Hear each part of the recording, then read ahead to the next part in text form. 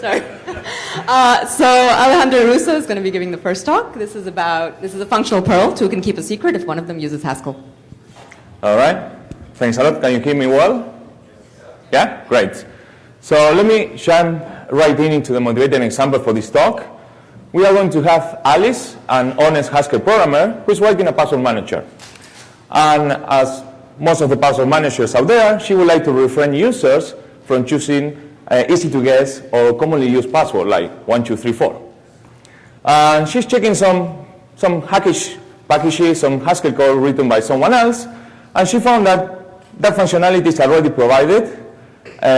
In fact, there is a piece of code that checks if a string appears in certain dictionaries for commonly used passwords. That code is written by a colleague of her who mastered the craft of Haskell programming to perfection. And we call him Bob, the ninja programmer. Very, very smart guy.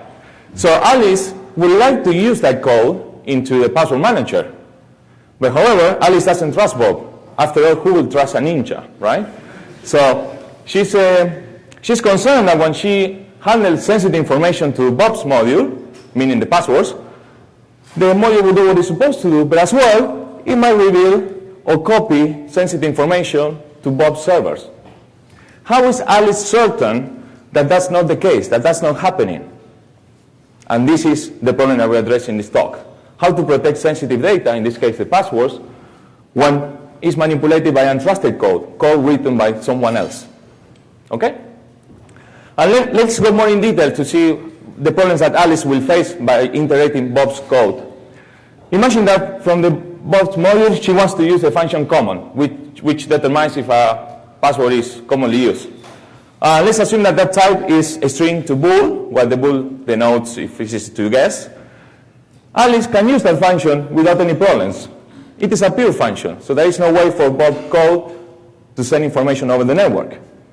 However, it restricts the type of functionality that the function common can have. For example, it cannot provide dictionary updates, right?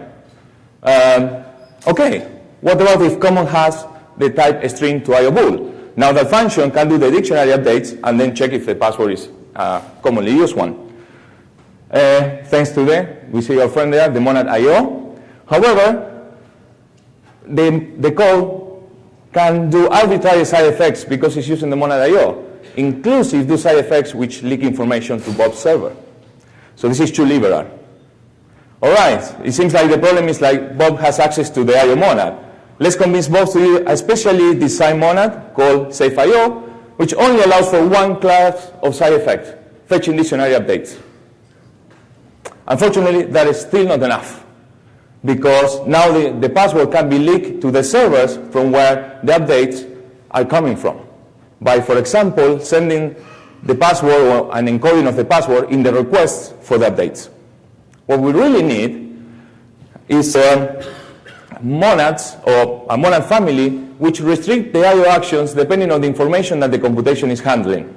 For example, if Bob never gets the hands on secret data, he can do arbitrary side effects in his code.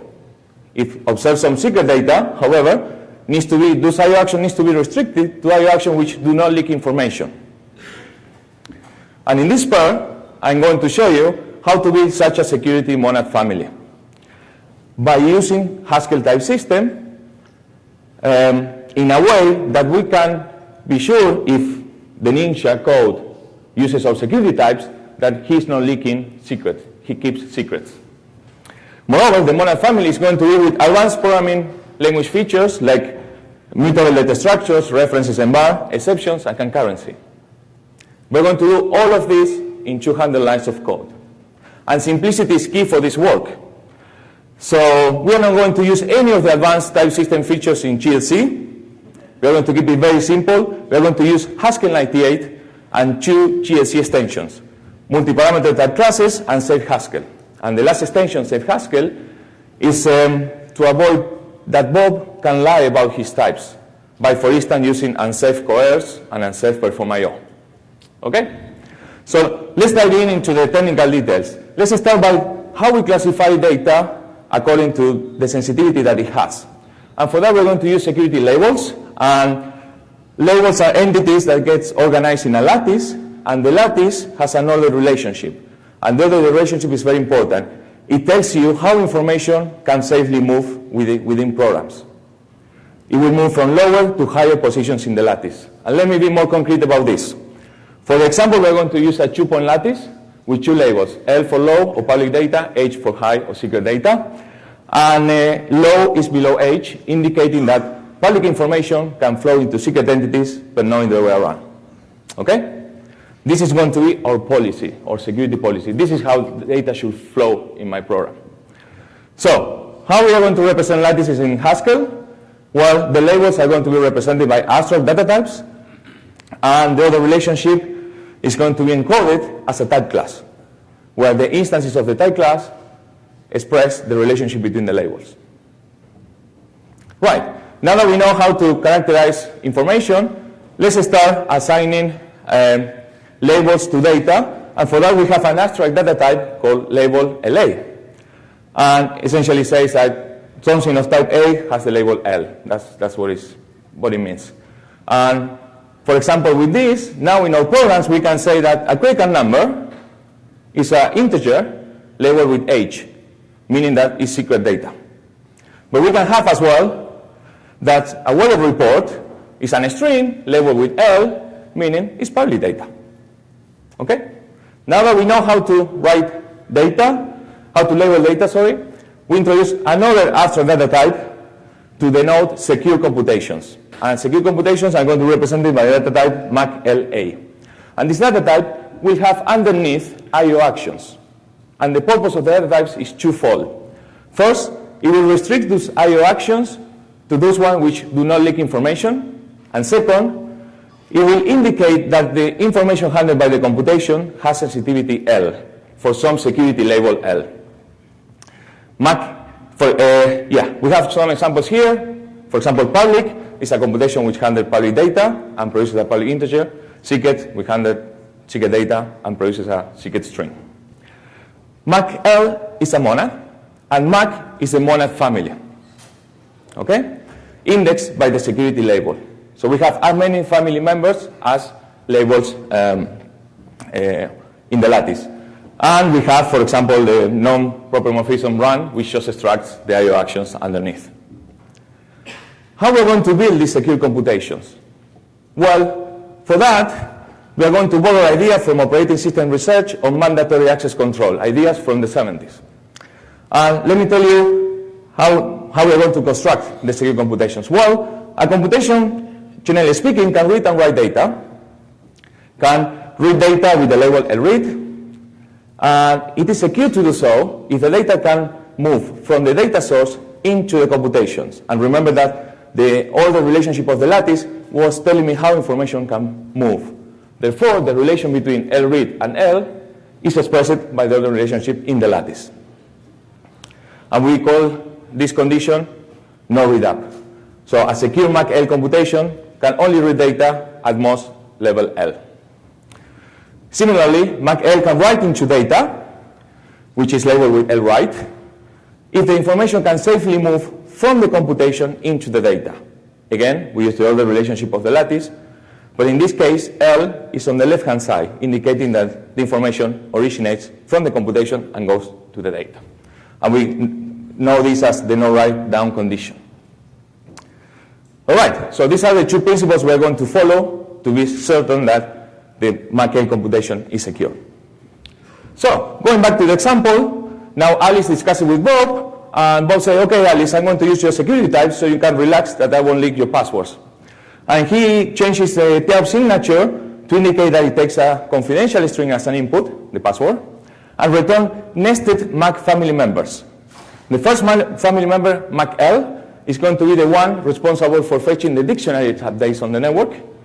And MAC-H is going to be the one responsible for inspecting the password and determining if it is common or not. On the Alice side, Alice needs to mark the information that is sensitive. I don't have time to explain the label function, but ask me afterwards if you want. I give that to Bob module, and I run the first family member, obtain the inner one, the MAC-H, and now I run MAC-H and finally obtain the Boolean. So now here we can see that by using the security types, Alice can be more relaxed that Bob is not leaking information. There is something a little bit strange here, though, which is like common returns nested Mac family members, and it returns 2 of them because it's handled data with 2 labels. But if it handled data with 20, 50 labels, you will have potentially a long nested sequence of Mac family members. So to solve this problem, we introduce a function cast. And the function cast, here I'm using 2 type variables, L and H, to range over arbitrary labels. But I choose the name carefully to indicate the relationship between them, that L is less than H. What this function does, it takes a Mac H computation and casts it into Mac L, but preserving the sensitivity of the result. And that will allow us, for example, to have a public computation Mac L string, right, which inside have some computations from a different family member, Mac H. And here we can see that if we do that, then we don't need to return a long nested Mac family members in the return type of common. We can compress it. However, we are mixing action from different family members. So a natural question is this cast secure? So to answer that question, we need to ask the following question. When I take the action from Mac H and see them from the Mac L point of view, do they fulfill the no read up, no write down principles for that family member? We're going to answer that. So we start with the easy case, writing effects. Mac H writes to entities which are at least as sensitive as H, right? That was the condition that Mac H computations were complying with. When we see that action from the Mac L point of view, that action will write into entities which are at least as sensitive as L. Why? Because L is less equal than H by the type constraint. The tricky case, however, is reading. When a Mac H computation reads something that is above L, strictly above L, if we see that action from the point of view of Mac L is not reading, it's reading up. It's not reading something below L. So it seems like it's not secure, it's broken. However, we know that we are casting a Mac H computation, right? And a Mac H computation can read something strictly above L, and we know that that information that gets read can affect the result of the computation, okay? Or can end up in some entity which is at least as sensitive as H. Okay? That's the 2 possible destinations for that information. Since we are casting the whole computation into Mac L, like we painted it blue, still, that information might affect the result, but observe that the result is protected with H. It's protected with the label data. And that information might end up in some entity which is at least as sensitive as H. What I'm saying with this, that the information that has been read above L never gets mixed with information from the Mac L family member. Okay? So it never gets mixed. That means that we can say, since those read actions come from a Mac H family member, this action will effectively not read up. Although it reads up, that information gets never available for Mac L. So it's like those reads never occur. Okay? So it is secure to use the function cast. So these are the basic for the Mac monad family. And in the paper you have as well how to deal with exceptions and concurrency. There are 2 advanced Haskell programming language features. And I don't have time to explain you that, but I will tell you this. In the paper I show how Alice adds new primitives to deal with these features, and those primitives, they look secure. We see them, it's like, of course, that should be the type for these primitives. However, when the Ninja programmer, remember, very smart guy, takes the hands on those primitives, he breaks the Mac monad family due to a subtle interaction between these features and cast, the function that I've just shown you. And in the paper I show as well how to repair it without making the types more complicated. So here simplicity is key. Okay? So, if you want to play with all these abstractions, just do cabal install Mac in Haskell, and you will get all what I've shown you. And this security library stands on two big pillars: the no read up, no write down security principles from the 70s in operating system, and Haskell 98 and the two extensions I should show you. It handles advanced programming language features, and we did all of this with 200 lines of code. If you compare this solution to similar solution in other type programming languages, here we obtain so much with so little that for me is another proof that Haskell has the right programming language abstractions to deal with modern security challenges. And I hope to see more research on this area. And with that, I finish my talk.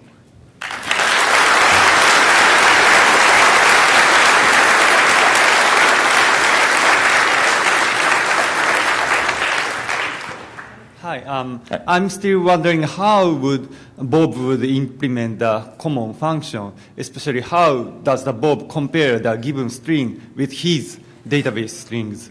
Right. So yeah, you can find the whole code in when you do cabal install, you will get that code that will answer your question. But a quick answer is the following.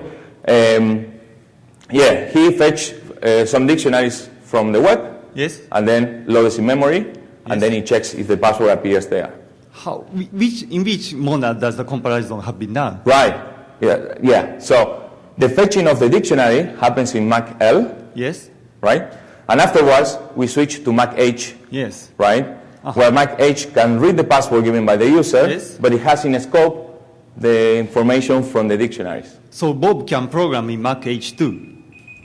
Oh, sorry. Is that correct? My own. Sorry. Bob also can program in MacH because absolutely, yeah. Yeah. Then can Bob do I/O in MacH? No, he will do only actions which are from the MacH monad family. So Bob can program in H, but he cannot do I/O in that.